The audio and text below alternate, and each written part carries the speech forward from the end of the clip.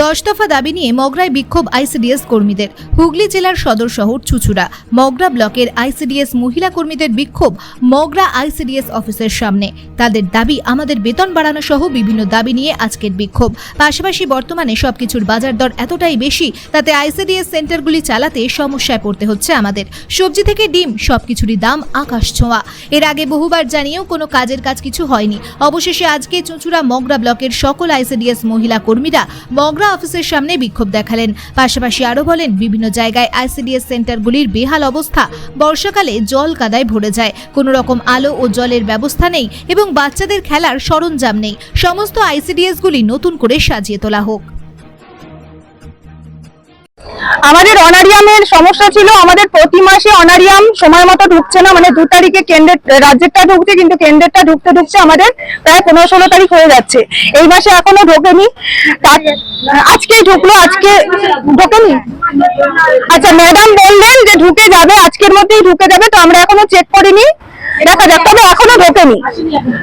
তৃতীয়ত হলো, আমাদের যে জ্বালানি সবজির বিল দেওয়া হয়, একেতে বাজার দর অনুযায়ী আমাদের দেওয়া হয় না। তার সাথে সাথে এটা নিয়মিত, মানে প্রতি মাসে আমাদের কমপ্লিট করা হয় না। এই মাসে আমাদের 2 মাস 10 দিন হয়ে গেল, এখন পর্যন্ত আমরা জ্বালানি সবজি বিল পেলাম না। তো সেক্ষেত্রে দাঁড়িয়ে যাদের 2টো সেন্টার চার্জে রয়েছে, তারা কি করে চালাবে? ডিমের দাম যেভাবে বেড়ে যাচ্ছে, সেভাবে আমাদের পক্ষে আর মানে ডিম সবজি এলাকে দিয়ে বাকি দিয়ে আমরা চালাতে পারছি না। আচ্ছা, এই সব সমস্যা কি কিছু একটা সেন্টারে আছে না প্রত্যেকটা সেন্টার?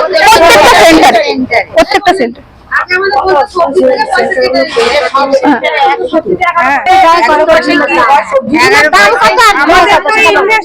কেন্দ্রগুলো চালাতে হচ্ছে, নিজেদের আগে ইনভেস্ট করতে হচ্ছে। একটা প্রাইমারি স্কুলের শিক্ষক বা কোনো হাই স্কুলের শিক্ষক বা আমাদের অফিসের কেউ, তাদের কোনো ইনভেস্ট নেই। আমাদের কিন্তু ইনভেস্ট করে তারপরে আমাদের কেন্দ্র চালাতে হচ্ছে, এবং সেটা 1 মাসে নয়, 2 মাসেরও ইনভেস্ট চলে যাচ্ছে। আমরা কিভাবে এই কেন্দ্রগুলো চালাতে পারবো?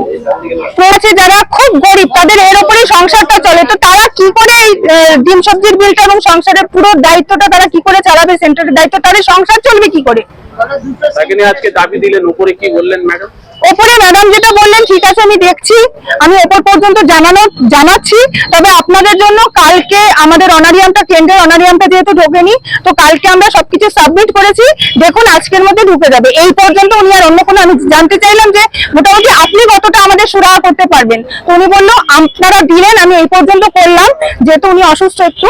তো আমাদের এই অনারিয়ামের বিষয়টা উনি বললেন আজকের মধ্যে সম্ভবত ঢুকে যেতে পারে, বাকিগুলো আমরা ওপর পর্যন্ত একটা দাবি অনারিয়াম বাড়াতে হবে। এর আগে আপনি কত পেতেন আপনারা? আমরা আগে পেতাম 8,000, টোটাল মিলে 8,250 টাকা। মানে অনেকক্ষণ, মানে অনেক দিন ধরে আমাদের এই লড়াইয়ের থেকে আমরা এই রিসেন্টলি 750 টাকা বেড়েছে। তো আমরা এখন 9,000 টাকা পাই। 6,500 টাকা বাড়িয়েছে। আপনারা মানে কি চাইছেন? কতটা? আমরা মিনিমাম 20,000 টাকা তো চাইছি, 20 থেকে 25,000 টাকা আমরা চাইছি।